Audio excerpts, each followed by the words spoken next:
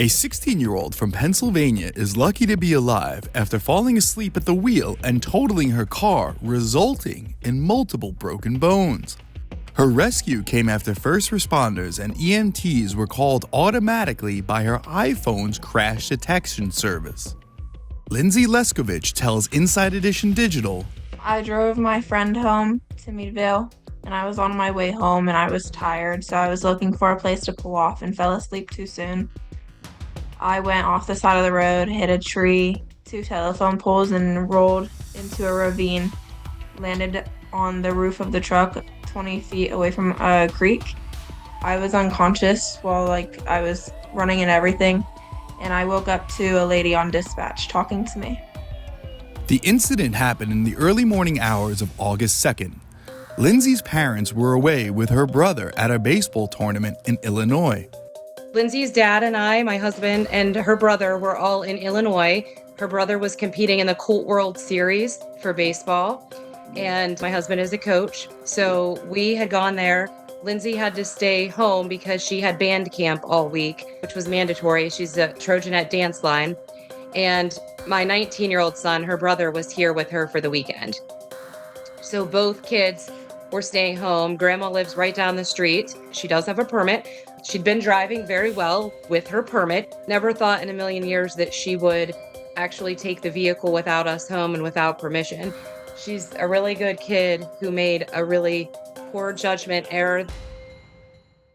She kept saying in the hospital, "Mama, I broke the rules."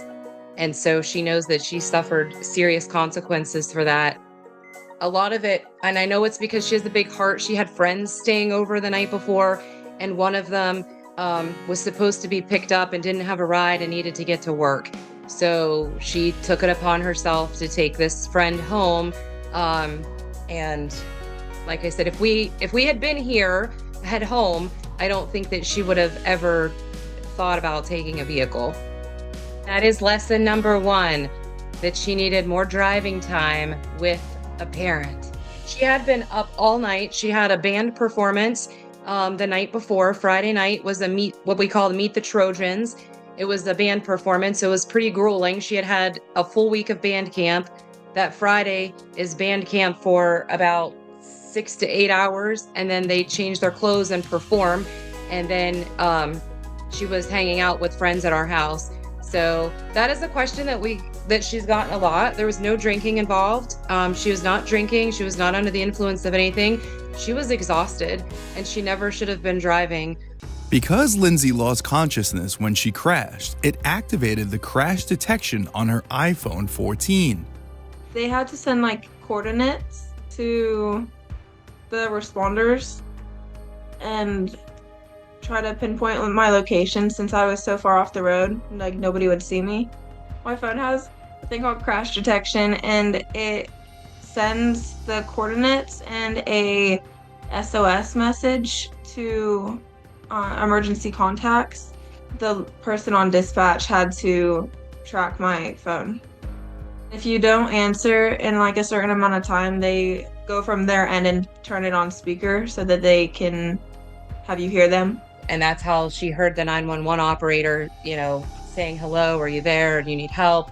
And that woke her up, brought her back to consciousness, and she was able to speak to them. But like Lindsay said, it does send out also automatic SOS text messages. They weren't able to go through because she was in a non-service area.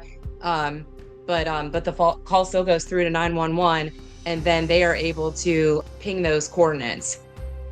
She was very far off-road. The first responder told me that if her phone had not called 911, she would have bled to death before anybody even realized that she was out there. I looked up and I saw the sky, and I knew that I was still in the car. I felt my seatbelt holding on to me. I was confused. I didn't feel any pain.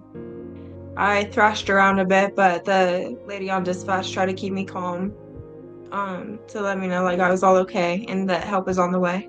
Her mom, Laura, rushed back home as fast as she could to get to her daughter. I was scared, but I knew help was on the way, and God had a protection around me. I did want my mom, but I knew that I'd be okay and that she'd be there. They said it was extremely risky, even the surgery. And prior to that, the rescue workers did exactly everything right so that, she wasn't paralyzed. 1 millimeter, we can't fathom how tiny that is. Lindsay's surgeries were a success, and she is now back home and ready to face her long road to recovery by keeping a very positive attitude. I don't exactly remember all the whole rundown and everything, but being told what all I broke, having broken like 10 bones in one accident was crazy to me, and I thought it was kind of cool because not a lot of people do that and survive. And so I thought it was kind of cool, and I know like stuff is gonna be hard, but I'm just lucky to be here.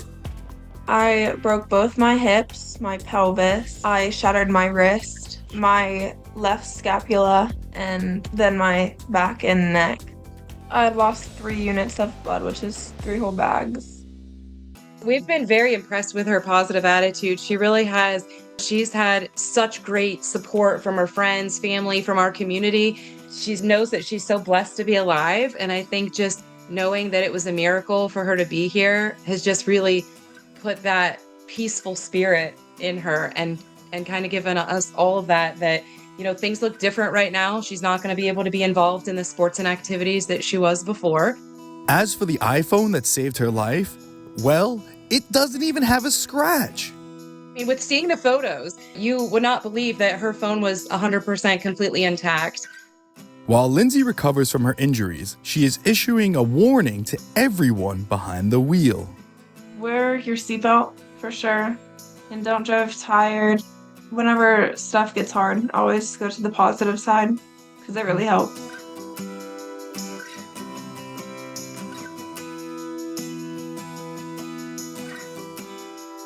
For Inside Edition Digital, I'm Sal Bono.